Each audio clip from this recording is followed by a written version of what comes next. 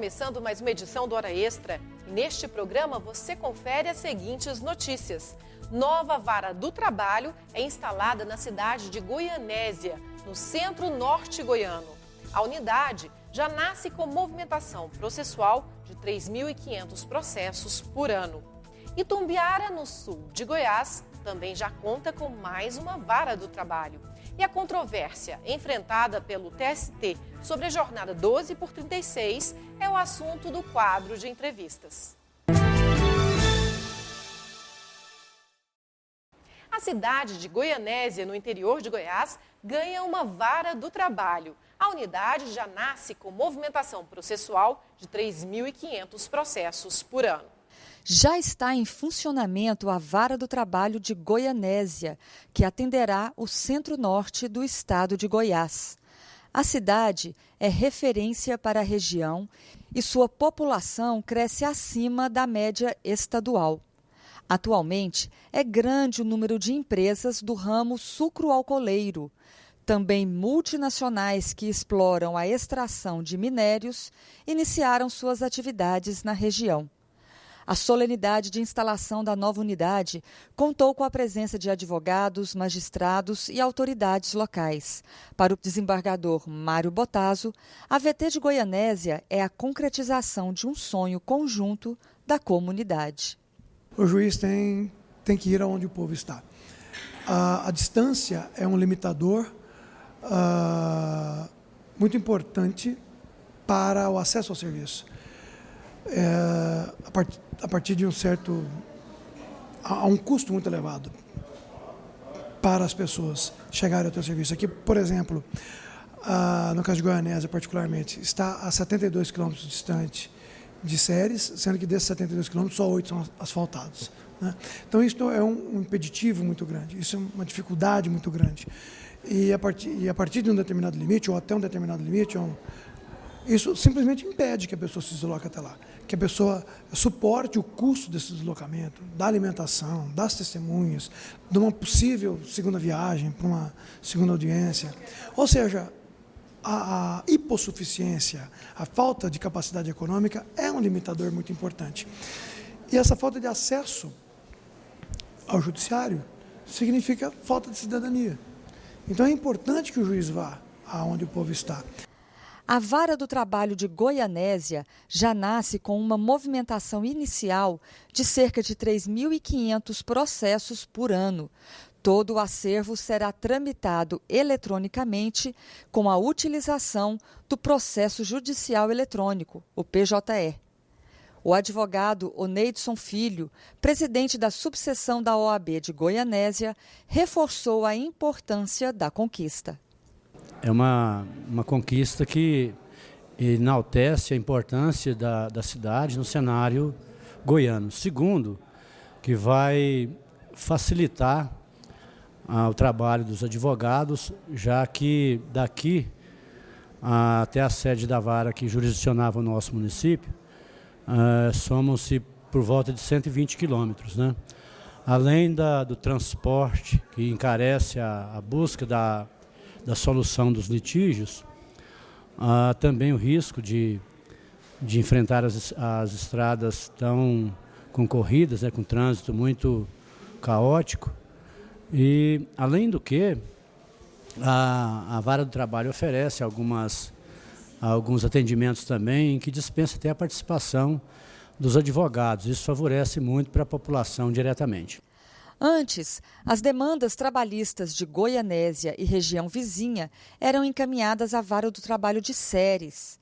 Agora, a nova VT terá jurisdição sobre o próprio município e também sobre Barro Alto, Jaraguá, Mimoso de Goiás, Padre Bernardo, Santa Rita do Novo Destino e Vila Propício. A VT de Goianésia contribuirá para a redução do volume processual em outras varas do trabalho, além de diminuir a distância que normalmente os jurisdicionados tinham de percorrer para chegar à Justiça do Trabalho. O TRT de Goiás inaugura a segunda Vara do Trabalho de Itumbiara, cuja demanda pela Justiça do Trabalho aumentou consideravelmente nos últimos anos. O município de Itumbiara localizado na região sul do estado, já era sede de uma vara do trabalho desde 1989. Porém, a análise da movimentação processual da região, que no ano de 2011 registrou o ingresso de 2.019 ações e em 2012 um total de 2.580 ações, mostrou a necessidade da instalação de uma segunda vara para atender às demandas trabalhistas. A nova vara de Itumbiara já entrou em funcionamento com a utilização do processo judicial eletrônico, sistema que integrará todas as unidades judiciárias trabalhistas do país. Ao analisar a instalação de mais 8 varas até janeiro de 2013, o desembargador Mário Botazo afirmou que o tribunal encaminhou anteprojeto de lei com o objetivo de criar mais 24 unidades judiciárias do primeiro grau para o Estado. Apesar desse passo gigantesco que foi a digitalização do processo, a eliminação do papel, ainda assim é necessário que o juiz vá até onde o povo está. Por isso é que nós também temos tantas ações de justiça itinerante. Mas a justiça itinerante ela é episódica, porque se o juiz permanecer em itinerância o ano todo, aí ele também não trabalha onde ele deve trabalhar. Por isso é necessário, ainda é necessário, esta capilarização, esta penetração no interior do estado de Goiás.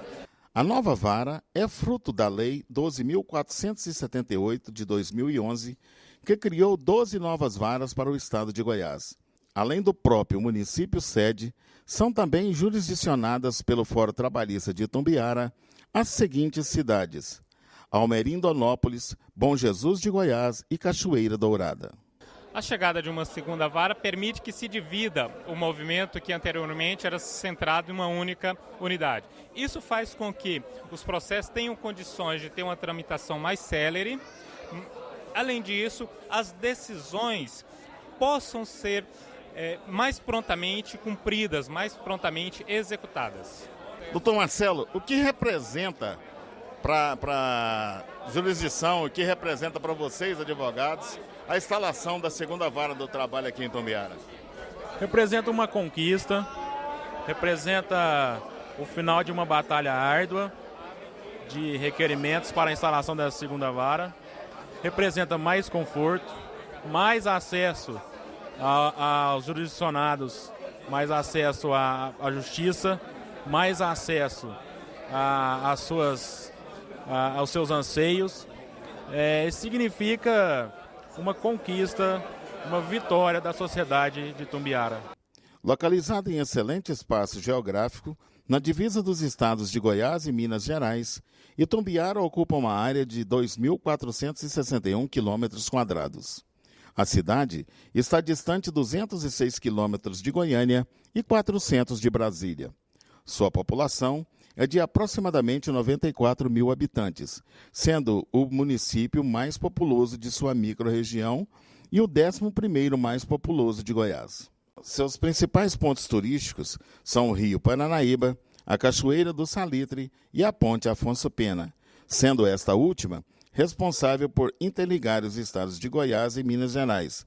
E no próximo bloco, o juiz do trabalho, Rodrigo Dias, fala sobre a controvérsia enfrentada pelo TST sobre a jornada 12 por 36 horas de descanso. Veja a seguir.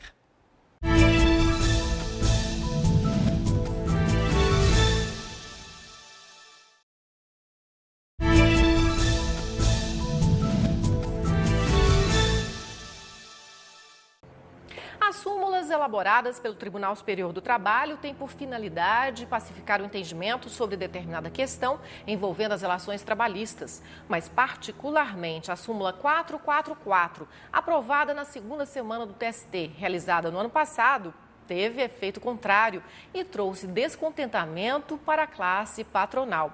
Ela trata da jornada de revezamento 12 por 36. Para falar sobre o assunto, nós conversamos hoje com o juiz do trabalho, Rodrigo Dias da Fonseca. Seja bem-vindo novamente à Hora Extra. Prazer, Fábio. Doutor Rodrigo, como é que funciona a escala de revezamento 12 por 36? Ela é aquela escala em que o trabalhador de algumas categorias específicas, normalmente, vigilantes, enfermeiros, etc., trabalham por 12 horas, um turno de 12 horas, e retornam ao serviço apenas 36 horas depois. Na prática, significa trabalhar durante 12 horas consecutivas, dia sim, dia não, no mesmo horário. E qual que é a novidade trazida pela súmula 444 do TST? Para nós goianos, a novidade mais evidente é o fato de que o TST reconheceu, na verdade, o direito do trabalhador que se ativa nessa escala ao pagamento em dobro pelo trabalho nos dias de feriado. O nosso TRT tinha uma súmula, eu não tenho certeza, mas salvo engano é número 20, que estabelecia justamente o oposto, que o direito à remuneração em dobro dos feriados para quem trabalha na jornada 12/36 não era devido. O nosso TRT, evidentemente, vai ter que mudar a súmula nesse aspecto. Quando a súmula 444 veio a lume e foi aprovada, a crítica maior se concentrou nas reportagens que passaram da classe patronal sobre o fato de que seria devido o pagamento do intervalo intra-jornada. Mas isso a súmula nem cuida. Isso já era uma questão vencida na jurisprudência. Todo mundo já estava a isso adaptado, pelo menos aqui no estado de Goiás. A outra novidade, que na verdade o que o TST fez foi confirmar o que já vinha sendo decidido, é que a jornada 12/36, na jornada 12/36, não se admite que ela seja estipulada por acordo individual entre o empregado e o empregador. As compensações de jornada, excetuada a 12/36, podem ser feitas individualmente, acordo escrito individual, mas a 12/36 exige a participação do sindicato, portanto, apenas por acordo coletivo ou convenção coletiva, conforme decidiu o TST. E, por último, no início da redação da súmula, se estabelece que a jornada 12/36 tem natureza excepcional. Isso parece indicar que o TST restringirá o seu âmbito de aplicação, provavelmente impedindo que ela seja ajustada para atividades insalubres, perigosas, penosas. São essas, basicamente, por hora, as novidades que eu consigo ver. E por que ela trouxe tanto descontentamento para os empresários? O que vai implicar na prática a jornada 12/36 daqui para frente? Bom, como eu acabei de falar, uma primeira dificuldade é de ordem prática. Eles não vão conseguir estabelecer essa jornada sem o consentimento do sindicato dos empregados. Ou seja, não vai ser possível fazer isso diretamente mediante acordo individual com o trabalhador. A segunda dificuldade é que, a prevalecer o entendimento de que não é possível, que não seja possível estipular esse tipo de jornada para quem trabalha em atividade insalubre, perigosa, penosa, vai restringir o âmbito de aplicação desse tipo de jornada. E, por último, evidentemente que haverá um custo adicional pela remuneração em dobro pelos feriados trabalhados. E considerando que nessa jornada labora-se dia sim, dia não, é evidente que rotineiramente ocorrerá de se trabalhar em feriados. A crítica mais contundente não tem nada a ver com a súmula. Os representantes empresariais aproveitaram-se da edição da súmula para chamar a atenção para a maior discordância que a classe patronal tem em relação a 12/36, que é o intervalo intra-jornada. Mas disso a súmula, como eu disse, não cuida. Essa situação já ocorria bem antes dessa regulamentação. Certo. A grande crítica que sempre foi feita também para esse tipo de escala é que mesmo diante do considerável período de descanso, 36 horas, e com média aritmética de 42 horas semanais, o trabalho contínuo por 12 horas seguidas enreda uma carga extenuante de trabalho. Esse modelo, ele atenta contra a saúde e integridade física do trabalhador, na opinião do senhor? Olha, Fabiola, na minha opinião, não. Por experiência pessoal no mercado de trabalho, antes de ser juiz, já trabalhei na jornada 12/36 e a mim foi muito favorável. Por uma série de aspectos, eu considero que, na maior parte dos casos, ela é favorável, inclusive ao trabalhador. Mas não é a opinião majoritária entre os colegas, entre os juízes do trabalho, especialmente no TST. A redação da súmula, ao mencionar que a jornada 12/36 é excepcional, parece indicar que ela vai ser limitada a algumas situações e provavelmente vai ser excluído do rol de possibilidade de fixação dessa jornada justamente as atividades insalubres e perigosas, como eu disse antes. Isso significa que no entendimento que prevalecerá, tudo indica, entende-se que a jornada 12/36 afeta, agride a saúde do trabalhador. Não me parece que seja a interpretação mais razoável. Agora, por outro lado, é evidente que esse reconhecimento da jornada 12/36 significa, sim, uma flexibilização, é uma medida flexibilizatória, na medida em que se utiliza da disposição constitucional para compensação de jornada no seu limite extremo, sobrepujando, inclusive, uma disposição específica da CLT, que limitava a jornada extraordinária a apenas 2 horas, né? Por outro lado, o artigo 7º da Constituição, ele fala que pode ser negociada a jornada de trabalho por meio de acordo coletivo. Então, seria uma justificativa para a permanência dessa escala.